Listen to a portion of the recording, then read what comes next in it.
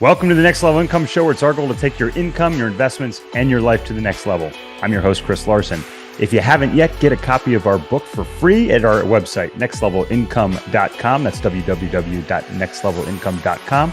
Just click on the book link, and I'll even send you a copy if you put your address in. Hello, and Happy New Year. I'm going to be sharing my template for how to have your best 2026, as well as walk you through my weekly, monthly, quarterly, and annual formula of how I plan my years to get the most out of them.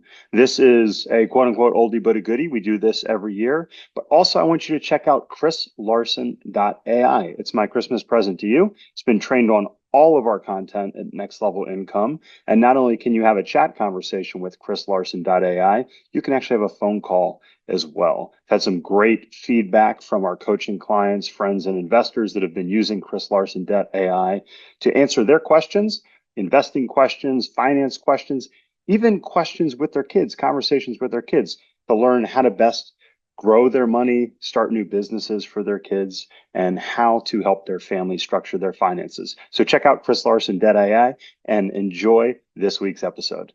So what is my process every year that I go through to have my best year ever, to really continue to make progress, both on a personal level as well as a business level?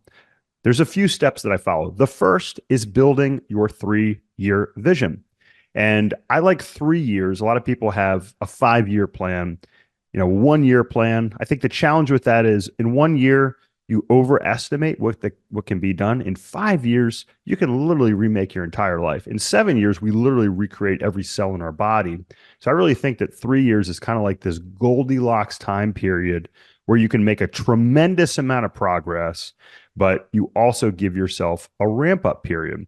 And what I would recommend is you go remove yourself from your house, from your typical day-to-day life. I like to do this when I'm on vacation or away from my kids, maybe spend some time with your spouse or your significant other and go through this. And there's some different questions you can ask yourself. And I outline this in a blog, which is in the show notes, and you can click on that link and go through it. And I kind of go through some of these questions that you can ask yourself. Stuff like, what does your health look like? What is your ideal schedule? What do you do every day? What is your career? What is your business? How has this changed over the past few years? What is your net worth? How much do you make every year? Who do you spend time with? Where do you live? Where do you travel? Are there any fun things that you want? Do you want a new car? You want to put all these things down. And what I do, I put them into 4 main categories. The first is health. And for those that have been longtime listeners of the show, you know that I value health above all else. And the reason is without your health, really doesn't matter how much money you have.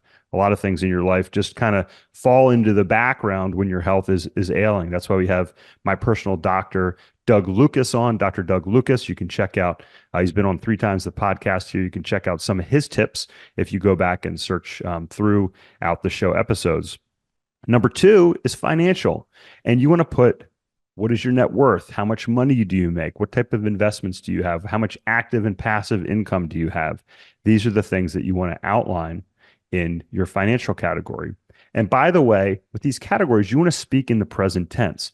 I like to write this as a story, a 1-page story, and it literally should make your hair on your arms stand up. It should give you goosebumps as you go through this process and you read this. It should be super exciting. It should get you charged up every time you read your vision.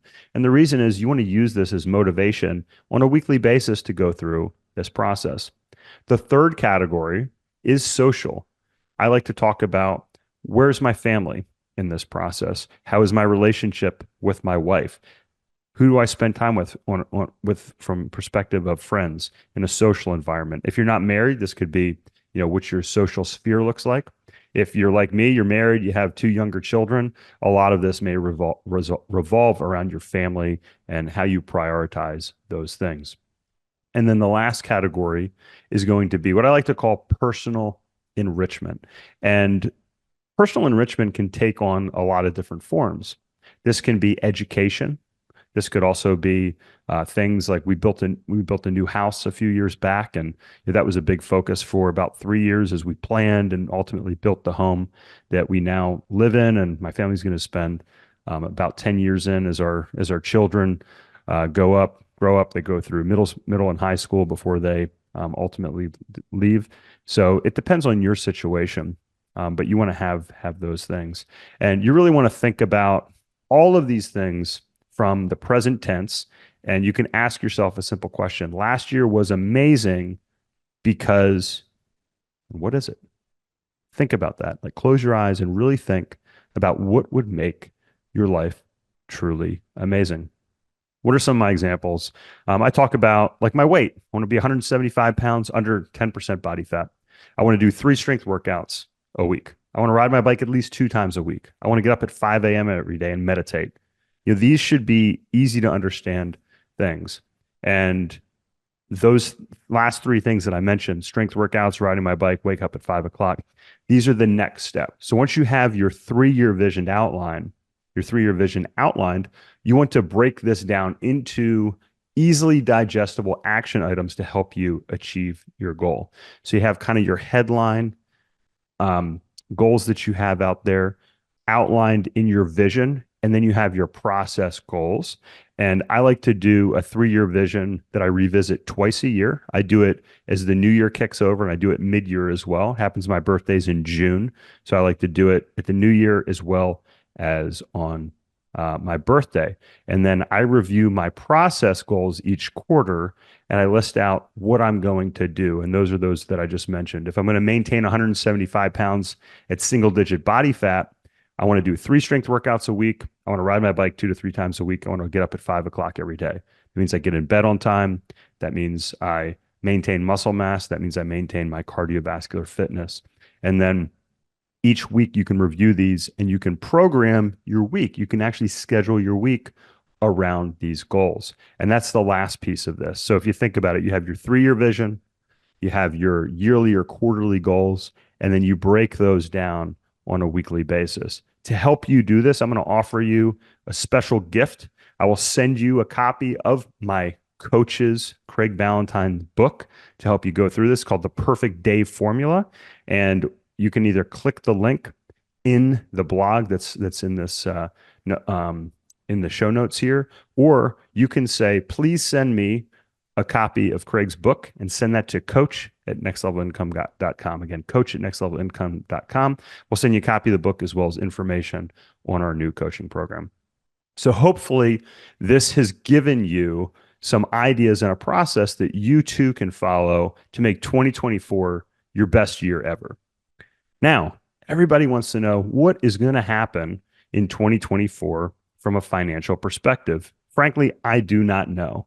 But I do like to think about it. I like to follow the financial markets. I like to read a lot of economists. And I like to try to figure out where we are in a macroeconomic cycle. And over the years, I've come to believe in what is the 18.5-year real estate cycle. And I've kind of stress tested this over the years. And if you listen to episode 100 of the podcast, which is almost 100 episodes ago, I outline this 18.6 year, to be exact, real estate cycle and how it works. And to paraphrase, the 18.5-year real estate cycle, it works up on credit creation. Ray Dalio talks about this as well. And if you think about it, as banks lend money and provide credit, that injects money into the financial system. The Federal Reserve does the same thing. So as banks have more money coming into their system, they can create credit. This is the same thing that lowering interest rates does in a lot of different ways. It allows the ability for more credit to be created, because if interest rates are lower, it's easier to cover that debt service. That means you have more money that you can cover with payments, and that helps bolster asset prices, which is why the risk-free rate has such a correlation with asset prices. Today's show is sponsored by Money Insights and their Investment Optimizer strategy. In my book, I share how I used this same strategy starting over a decade ago to invest my money in 2 places at one time. This strategy has been used by the wealthiest for generations for estate planning, minimizing taxes, preserving wealth, and increasing stability for their investments. Now you can do the same thing. In addition, you can build a plan to build an emergency fund, pay for college, fund a business, plan for retirement, and ultimately optimize your total financial picture. To find out more information, check us out at the banking link at nextlevelincome.com. So what do I think is going to happen in 2024? Well, let's take a step back and let's view it through the lens of this 18.6-year real estate cycle. The 18.5-year real estate cycle is characterized by 2 7-year periods of expansion with a mid-cycle slowdown in between these 2 7-year periods. So we had 7 years up from 2012 into 2019, into 2020, right to the end of 2019. And that mid-cycle slowdown, no surprise, was during COVID this time. If you go back 18.5 years, that mid-cycle slowdown was during 9/11. And it may seem kind of uncanny, but you can go back through history and see these periods of crisis where this mid-cycle slowdown occurs. And these periods of crisis during these economic downturns are characterized by kind of that crisis that is occurring in the world at that time. So I think it's very interesting to look at that. And it'd be interesting to see if we fast forward 18.6 years, what's going to happen again. But after this mid-cycle slowdown, it's very important to understand that there's another 7-year period of expansion, specifically in real estate. So what does that mean? That means that right now we're about halfway through that second 7-year period of expansion. And this is actually typically the strongest period of an expansion during that entire first 14-year period. Now, I can't predict the future, but historically, what we are seeing is that these next few years are typically the strongest period when it comes to the real estate markets. Now, why would that be? We've actually seen in 2023, and I was on a panel about a year ago, and I was one of the only people that said, hey, I think we're actually going to see a fairly buoyant market in 2023, a strong market in 2023, both on the stock market side as well as the real estate side, despite increased interest rates. And the reason was that credit expansion. The other reason is there was $6 trillion, $6 trillion with a T, dollars of savings and capital on the sidelines. So when people say, hey, I'm going to wait for that next great deal, you're competing against $6 trillion other dollars for that deal. And that tends to bolster financial markets. So what can we expect this year? I believe that with falling rates, we're going to see that sustained buoyancy in the real estate market. I think we're going to see some of the gridlock that we've had over the past year and a half start to free up and some of these transactions occur. And yeah, there's going to be some distress in the markets as people that have overextended themselves with certain investments are going to have to potentially get rid or refinance those investments. But I think those things are going to work themselves out of the system, and a lot of that capital that's been on the sidelines is going to come back to work. The other thing that we tend to see in years like this year, and this year is going to be characterized by a presidential election, you see government stimulus. Now, why do we see government stimulus? We see government stimulus because the party in power wants to have a positive economic record to reflect upon going into the election. Now, how's the government going to stimulate? Again, I can't predict the future, but some ways that I believe what will happen are interest rates. I think we'll see the Fed lower interest rates in 2024, which they've already kind of mentioned that they may do, but that would help free up some of this capital that's on the sidelines. Infrastructure spending. So when the government injects money through infrastructure, we have $1 trillion infrastructure bill that's working its way through the system right now. That helps inject a lot of capital and create jobs and create money and stimulus in the economy. We're going to see these student loan debts that are being forgiven. That's going to inject money into the system. And there may be some other ways as well that we see the government try to stimulate the economy because they want to make sure that they have a strong economy, which is typically the number one thing that voters push towards. We've seen inflation be tamed. I know for the past couple of years, I said that we're going to see inflation kind of persist because of all of that liquidity that's in the market. So I don't think we're going to see necessary deflation in 2024, but I think some of that, inflation as it's being tamed is going to allow the government to unleash some of these other stimulatory things that are out there. So what do you do? What do you do during these periods? I think it's smart to continue to pay down debt, maintain appropriate levels of debt. So most of our properties have between 50 and 70% loan to value outstanding on them. So we're trying to maintain responsible levels of debt. If rates drop, you can refinance your properties, you can increase your cash flow. And I'm a real big fan, as I've talked about, of assets that have an operating component to help juice that cash flow. So over the next several years, I think high quality properties that are cash flow positive are going to outperform. That means like Class A apartments. On the other end of the spectrum, I think mobile home parks are going to do well because there's nothing more affordable that's out there. So we're very active right now in the mobile home park space. You can get more information about our new mobile home park fund, which is very unique, under the invest link on our website. So click on the invest link and you can schedule a call with our team to learn more about that. Also, as rates increase, you can essentially become the bank, which is why we have a debt fund. So, we lend money to those that are looking to rehab homes and provide more housing out there to help solve this housing affordability crisis. And this is a good time to either be invested in banks or actually become a bank yourself. You can learn more about that debt fund and the invest portion ourselves.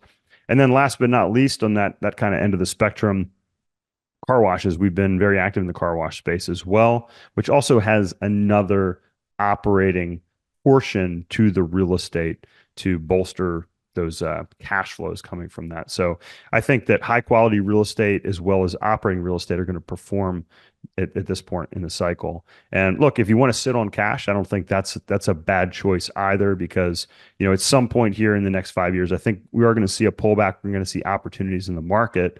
We certainly don't want to forego the great opportunities that we see here in the next 2 or 3 years as we're going to see a great strong real estate cycle, in my opinion. But it may be a good time to take some money off the table if you have a lot of equity in properties and maybe put that into a high yield account, treasuries. We love high cash value life insurance as well. You can learn more under our banking section with that. And if you're looking for some help to put all this together, I mentioned this at the top of the show today, you can check out our coaching program. We still have our course online. If you click under the resources link, you can click our course.